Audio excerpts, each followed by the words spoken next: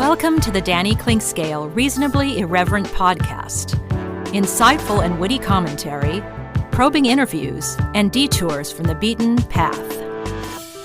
Welcome to Monday Musings, Danny and Friends Sports Wrap. It's always presented by Advanced Sports and Family Chiropractic and Acupuncture. 8 locations all around the Kansas City area. Make sure you head over there to make yourself feel better, body, mind, and spirit. And to say the least, a robust weekend, to say the least. I said say the least twice, and I guess I meant it. Full of a lot of good stuff and a trickle of angst. The first combined NFL and college football weekend. And Stan Weber takes on the Chiefs and the multi-layered college scene.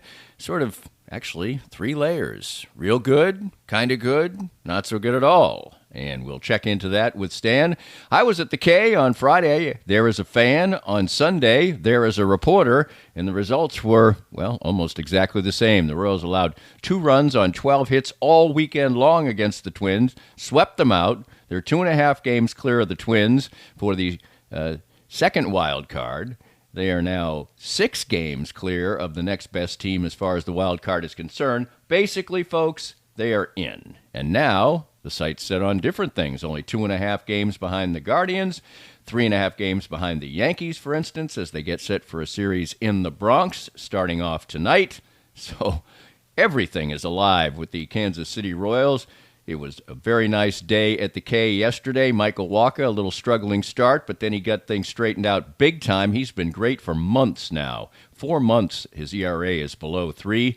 That was his 100th win yesterday. Only 20 people have done that, or are active, who have done that in the major leagues. And we'll check in with him. Nice guy, self-effacing, enjoyable to speak with him. Plus, we've got tennis, which is entering a new era with different stars and maybe stars who you haven't heard of. And, of course, I didn't get to watch much of the tennis, any of the tennis, actually, the last week because DirecTV and ESPN Disney are still in a dispute, and I have DirecTV streaming, so there's things I miss, like the Kansas State game the other day. I caught the highlights. I caught Stan and Wyatt on the broadcast, so all kinds of things going on there, and I hope that gets resolved. Monday Night Football, I can live without it, but I'd prefer to have ESPN and ABC back. That would be nice. Anyway, Sporting Kansas City went on the road and got a draw. A little bit of contention there with Peter Vermes as far as the officiating is concerned. The KC Current get back to winning. And heck, maybe even a little bit more. We'll check it all out on Monday Musings, Danny and Friends Sports Wrap. It's presented by ASFCA, and let's start it off with Football with Stan, coming up next. More of Danny's Reasonably Irreverent podcast after this. It's always a pleasure to catch up with Dr. Brad Woodle from Advanced Sports and Family Chiropractic and Acupuncture. There are 8 locations all around Kansas City, including the newest one in Raytown. In Raytown, we just joined Raytown July 1st. We took over for a retiring doctor, Dr. David Frey, and we are just honored to see all of his patients and take care of the Raytown community. And communities all around Kansas City with the best of care in a wide variety of fashions. We do chiropractic using multiple techniques, acupuncture, disc decompression therapy, cold laser therapy, different physiotherapies, exercises, whatever you need for your bones, muscles, joints, and nerve pain, we can help. Find that help at Advanced Sports and Family Chiropractic and Acupuncture, 8 locations all around Kansas City. Visit ASFCA.com. Did you experience hail damage last year and never got the work done? Most insurance companies only give you a year to get the roof fixed. And if you don't get it done, you could possibly not be compensated in full for the replacement of your roof. If you've been procrastinating getting that damaged roof taken care of, give us a call at 913-257-5426, and we'll send out an expert to help you through the process. We're never pushy, we're just here to help. Easton Roofing. Integrity matters. If you'd like to join these and other fine sponsors and market your business to Kansas City's #1 variety podcast, contact us at danny@dannyclinkscale.com. Look forward to working with you. Welcome back. Busy times. First weekend of college and pro football together, and it was an extended weekend because the Chiefs, who very seldom play on Sunday afternoons at 1 o'clock like they used to when they weren't very good, 1 o'clock Eastern, of course, noon here. Stan Weber joins us now to talk all things football. And the Kansas City Chiefs, Stan, I think they're going to be really good this year on offense and have a lot of answers. And I think they're going to have a lot of games that are more stress-free, and probably the game against the Ravens should have been won, but they seem to be drama queens and found a way to make this game ultra exciting. There were mistakes on both sides, and certainly Lamar Jackson had a very good opportunity to win the game at the finish and didn't quite get it done. Just your general thoughts on what was kind of a mixed bag, but the Chiefs know how to win, and that's what they did.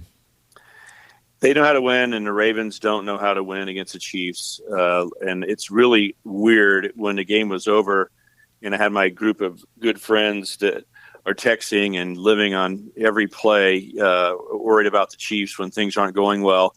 And I just was saying to myself and a little bit to them, I try not to get distracted with that, Danny, but I said, the Chiefs are killing the Ravens.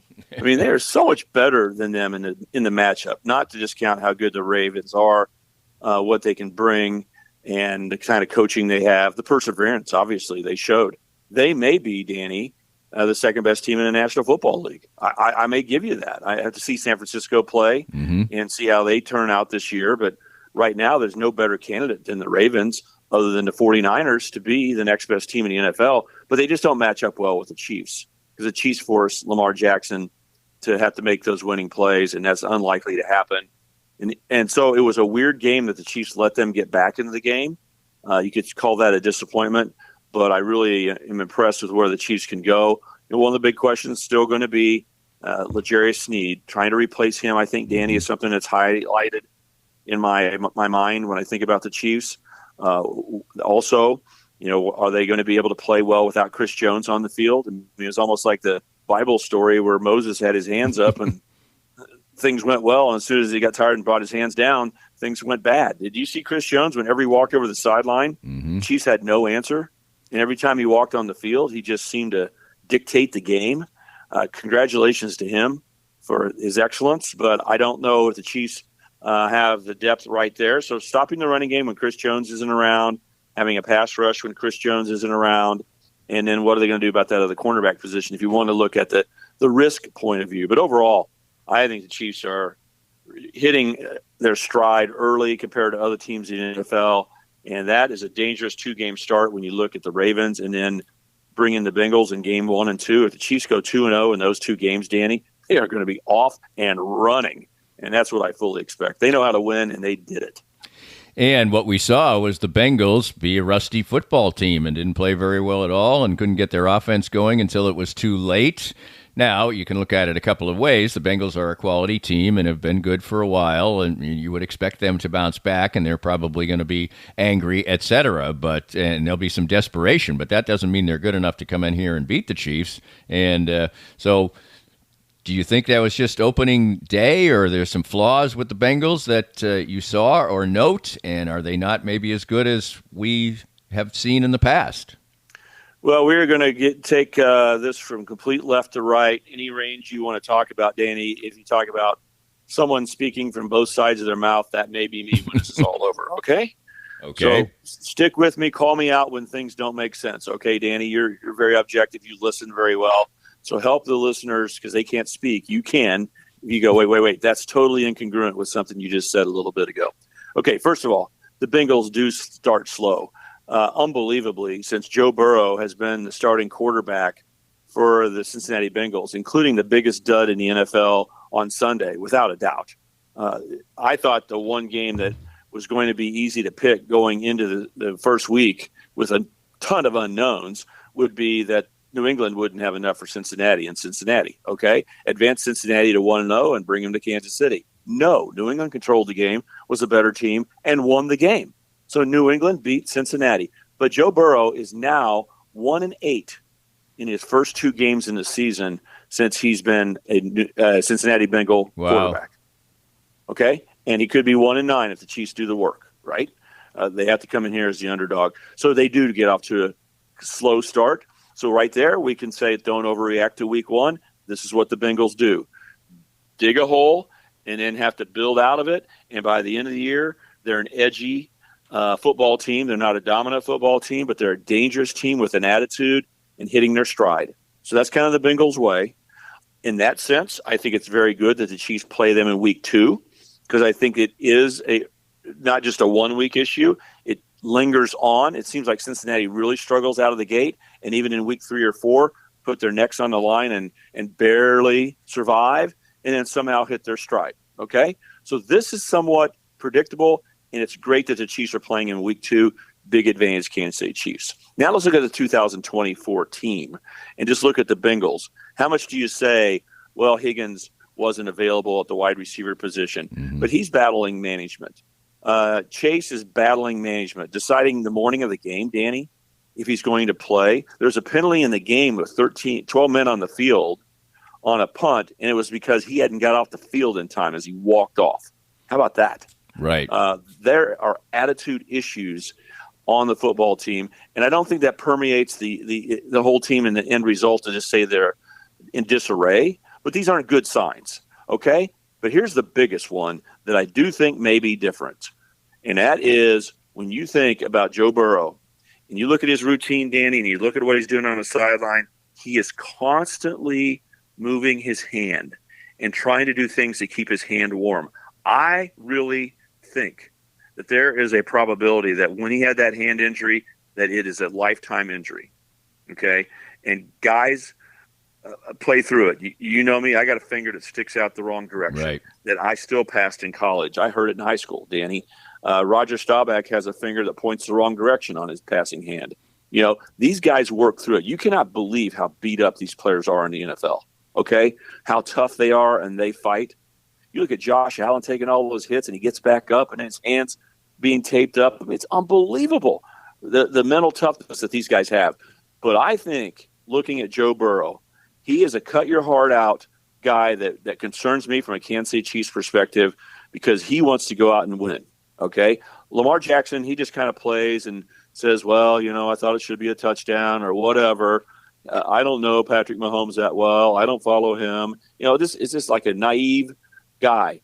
Burrow is like, I came to win. I won a national championship at LSU. I want to win with the Bengals. I think he brings a dangerous component.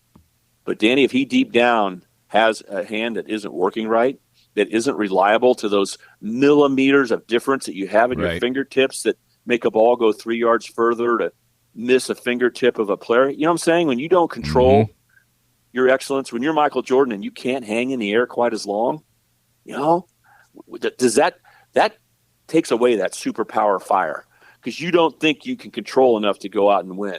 And he seems to me just too accepting of what's going on. Maybe it's the haircut and everything else, but I wonder if his hand, the way he moves it around, and I've heard him talking about how he has to keep it warm and he wears a glove just to keep it a little bit warmer, even though he doesn't wear a glove on the field, even in decent weather.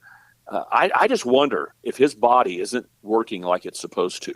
And that may be the difference, that he fades into just being a good quarterback rather than demanding that the team gets their back off the wall. So I'm starting to question my analysis of who I think, you know, the next badass quarterback is in the NFL, because I've always said it's Joe Burrow after Patrick Mahomes. Josh Allen's a good guy. He fights like crazy, but he's not a killer like Joe. And Joe just doesn't seem, Danny, to have his mind focused in that way to put Cincinnati on his back. So will the Chiefs bring out the best in the Bengals? I think it will. I've told you about this, Danny. When you walk into Arrowhead Stadium and you're a pro player and you're like a machine, every Sunday you get ready to play, but on Saturday you're not nervous at all. You may not even be nervous until you get to the stadium. I'm not nervous. You're not even fired up. They know how to grind. This is a compliment. But they're not like college playing in a big rivalry game. But when you walk into Arrowhead Stadium, Danny, it feels like you did when you were a high school kid. When you're like, wow, this is big time. Look at this, Arrowhead Stadium. It's packed. Look at the tailgating.